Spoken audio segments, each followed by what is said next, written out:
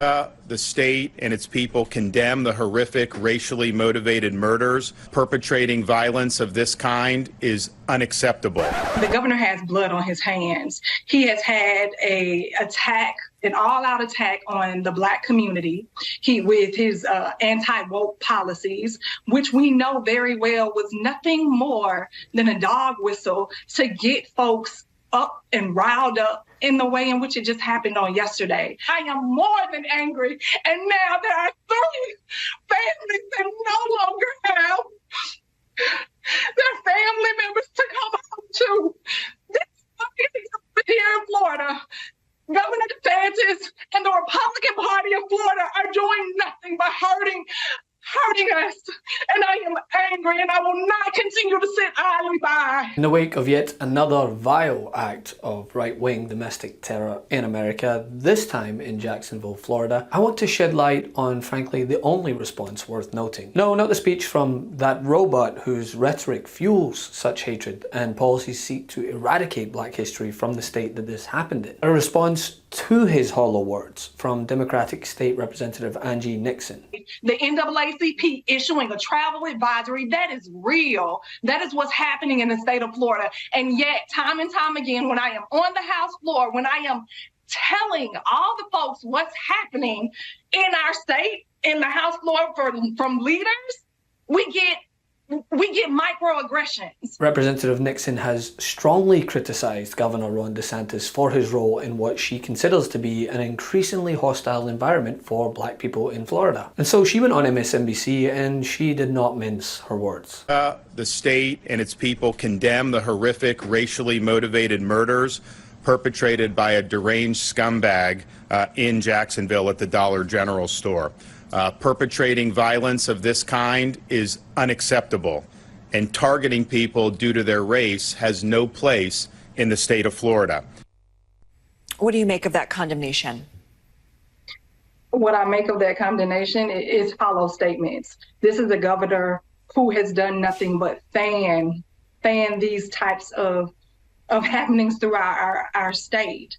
Look, at the end of the day, the governor has blood on his hands. He has had an all-out attack on the Black community with his anti-woke policies, which we know very well was nothing more than a dog whistle to get folks up and riled up in the way in which it just happened on yesterday. As I listened to him for the first time with that statement, my blood is literally boiling. Myself and other representatives, particularly Black representatives, throughout the past few legislative sessions, we have repeatedly told him what his rhetoric was going to do. And that is exactly what transpired on yesterday.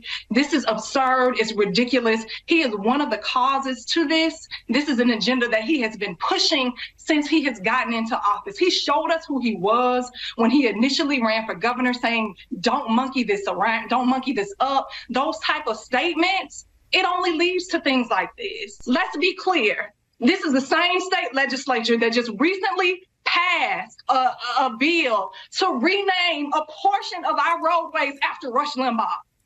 That is what we're dealing with here in the state of Florida. That is why I am so angry. And then we have a very vindictive governor who, if we speak out, we're punished as elected officials. Along with Representative McCarty, sat on that House floor when he unconstitutionally came after 2 congressional Black districts to remove them.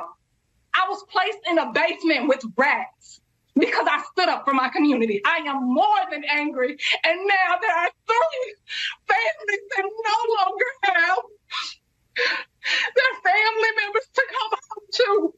This here in Florida, Governor Desantis and the Republican Party of Florida are doing nothing but hurting us. And I am angry, and I will not continue to sit idly by. I have families calling me day in and day out saying they can no longer afford Florida.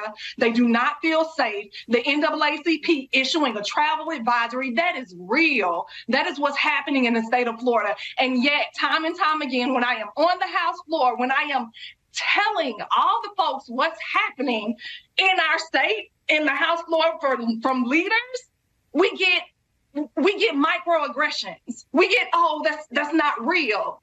But again, you have a governor who cares more about pandering to a base of voters, not even caring about what's happening here in our state of Florida and the 8,000 educator shortage that we have, right? The property insurance crisis that we're dealing with, the rising rent cost. No, he wants to be vindictive to Black folks because it gives him points in poll numbers. That's what we're dealing with. America, you are in danger, girl. We must stop Ron Desantis in his tracks. I am not an angry Black woman. I am a woman who is speaking truth to power to let you all know this man means us no good. And it is evident by what transpired here yesterday in Jacksonville, Florida. Now this comes after Desantis was booed and heckled while attending a memorial for the 3 Black victims who were gunned down by a 21-year-old white man, Ryan Palmater, who authorities say, quote, hated Black people. Oh, this country, man. Florida Governor Ron Desantis is here. We're going to ask the governor if he will come now and turn remarks.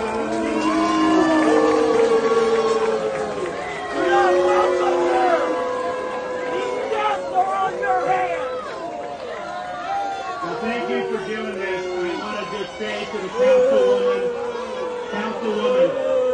councilwoman, I got you. Don't worry about it. We've already been looking to identify funds to be able to help one, make sure there's adequate security for Edward Waters College. We are not going to allow these institutions to be targeted by people.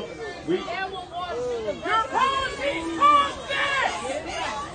These guns are on your head! And as a side note, by the way, for anyone covering this vile individual's actions, he's a terrorist, radicalized right here at home. The victims identified today, their ages range from 19 to 52. Today, President Biden denounced the attack, saying, quote, white supremacy has no place in America. Jim, we spent the whole week here in special session, and I've heard my Republican colleagues tell us that there's no issue of gun violence and just making excuses. And to be honest, Jim, I'm frustrated. I'm emotional right now because America should be tired of this. This is madness, and we don't have to live this way.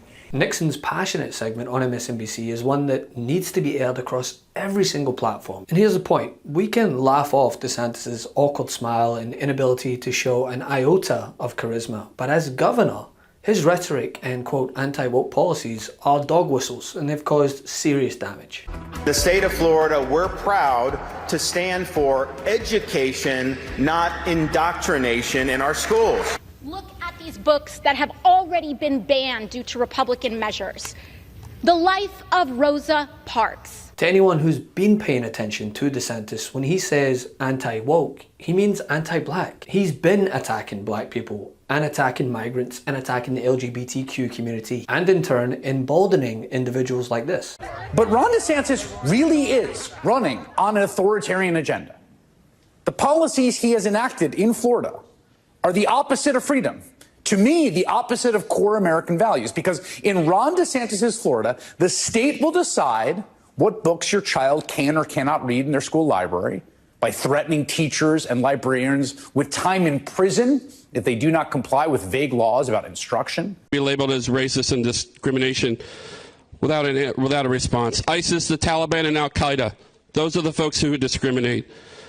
We bombed a building in 2017 like we never usually do. We bombed it because they threw homosexuals off that building.